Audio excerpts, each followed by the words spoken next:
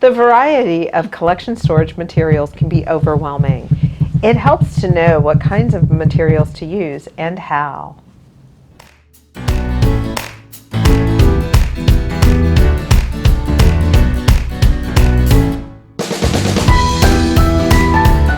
Welcome, I'm Karen DePauw. And I'm Tamara Hemmerlein, and we're from the Local History Services Department at the Indiana Historical Society. And today we're going to talk about collection storage. When we're thinking about long-term storage of our collections, it's very important to know what those types of storage are and how we can appropriately use them. So the options of boxes and storage materials is a little bit overwhelming. How do I know where to start? One of the most important things to think about is what types of objects you have in your collection and how many of each type of object you have.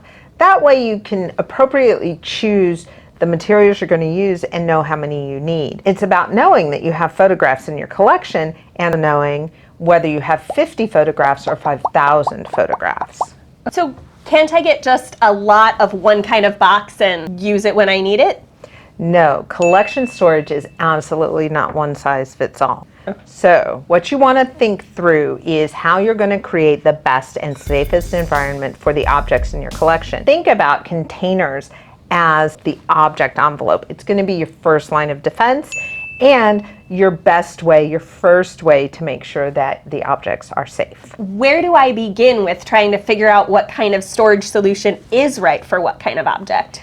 Well, you're really going to think hard about the type of object. Some objects will need to be in an archival folder or some sort of polyester folder, and that's going to hold them better. Other objects are going to work better in a flip-top box, a lidded box, or even a book wrap. Tell me a little bit more about what I can store in each of these kinds of things. So if you have a lot of documents and photographs in your collection, a lot of paper, you're going to want to use these Mylar folders, which work by static if it's something that's going to be handled a lot. You can also use archival folders, put photographs and things in there. A box is a great place then to store these. You think about boxes like this for 3D objects.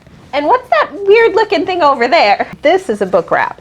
It is made to fit whatever size book you have to put in it. So how do I actually put the things in the box? Make sure that the objects that are going in this box are not clanking up against each other, that are not rubbing against anything. You want to prevent breakage or abrasion because those things can cause permanent damage. You can use materials like this bond paper, and that you can slide in between things. This has a high rag content, so it's got a lot of linen or cotton in it. Ethafoam is another stable material that you can use. You can kind of form it around to whatever your needs are in terms of padding, and unbuffered tissue paper. It is very handy and you can use it without harm on any kind of object.